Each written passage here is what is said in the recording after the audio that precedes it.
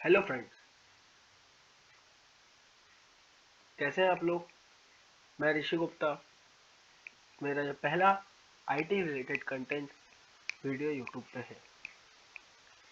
Bond in MNC.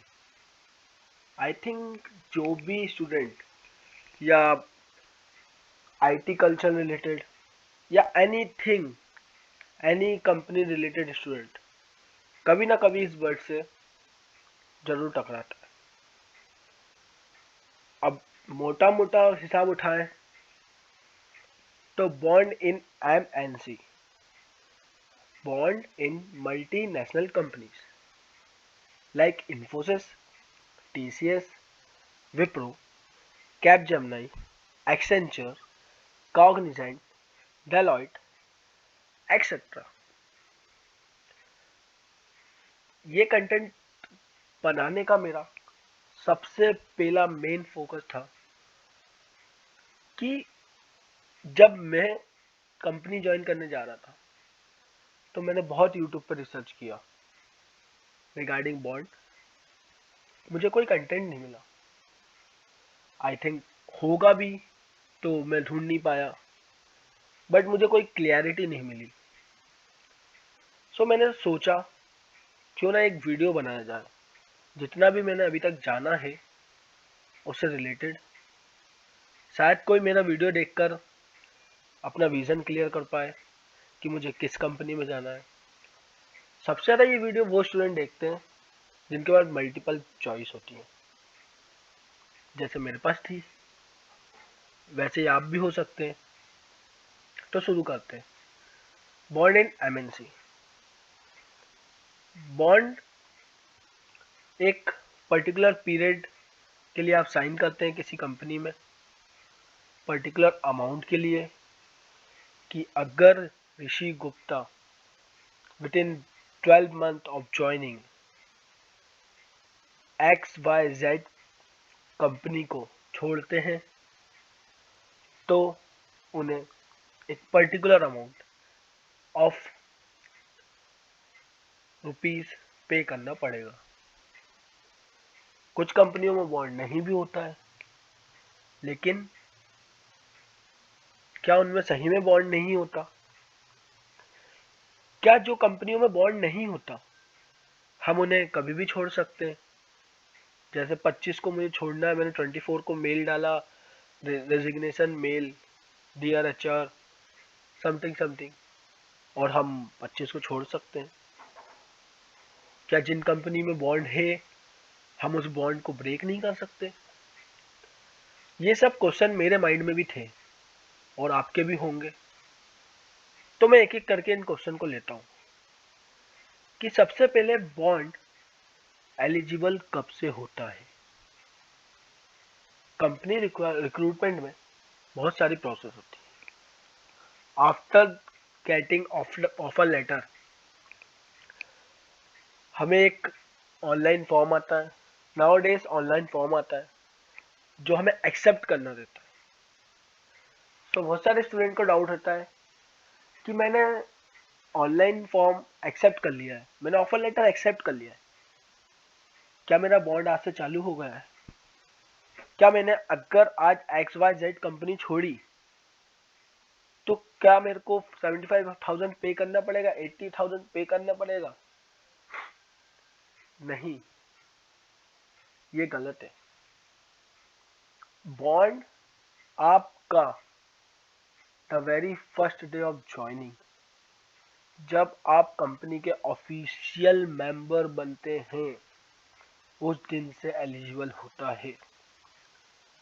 If you take an example of Wipro, अगर आप विप्रो के employ हैं, आप एलाइट प्रोफाइल पे सिलेक्ट हुए हैं, तो आपको ऑफर लेटर एक्सेप्ट करते से ही बॉन्ड चालू नहीं होता। इनफैक्ट बॉन्ड साइन करने के बाद भी बॉन्ड चालू नहीं होता है।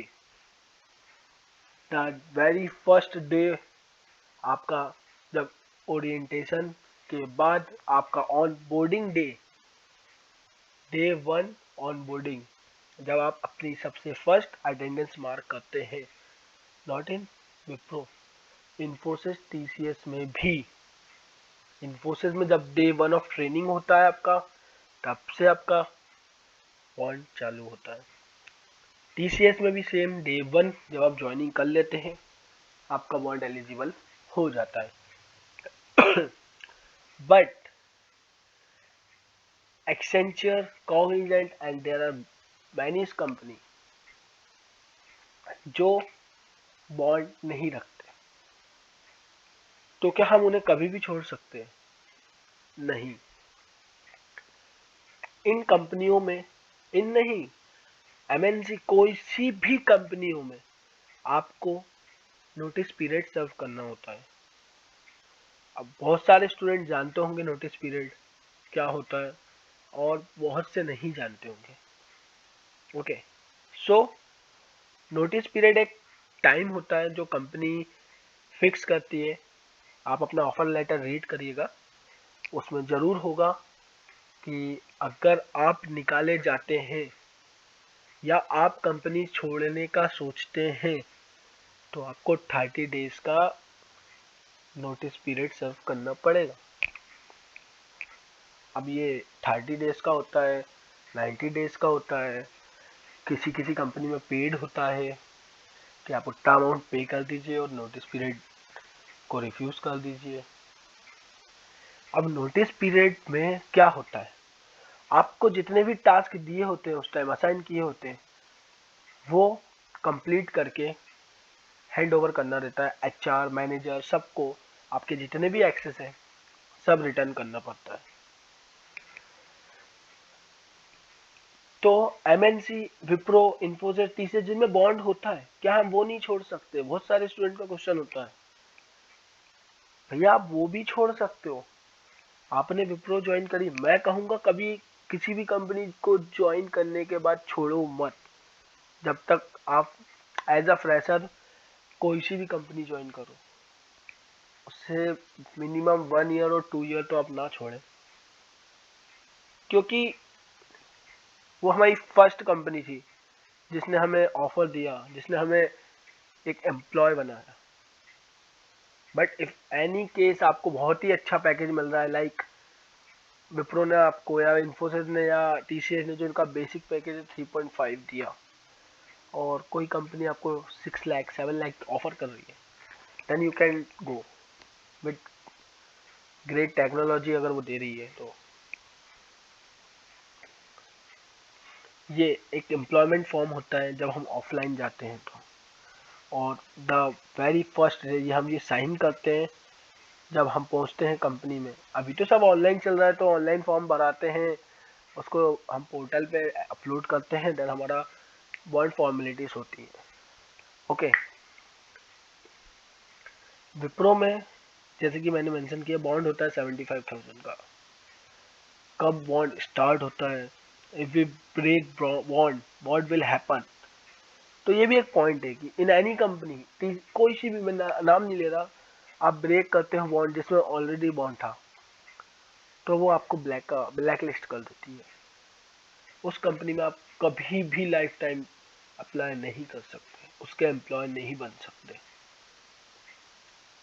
टीसीएस डे 1 एट कंपनी, जब जैसे कि मैंने आपको बताया बॉन्ड कब से एलिजिबल होता है, the very first day when you go to office.